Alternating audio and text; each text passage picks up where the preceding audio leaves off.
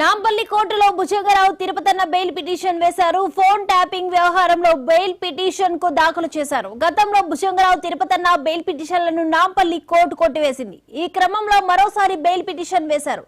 Bhujanga Rao Tirupathanna bail పిటిషన్లపై నేడు Nampally court విచారణ చేపట్టనుంది.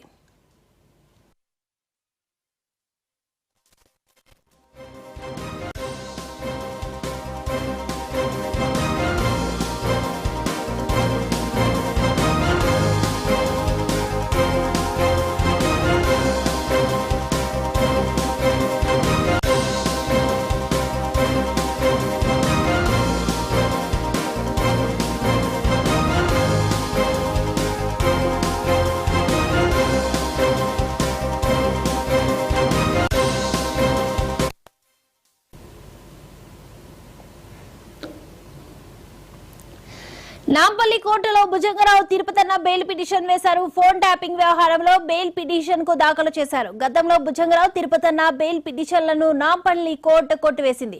ఈ క్రమంలో మరొకసారి బెయిల్ పిటిషన్ వేశారు. భుజంగరావు తిరుపతన్న బెయిల్ పిటిషన్లపై నేడు నాంపల్లి కోర్టు విచారణ చేపట్టనుంది.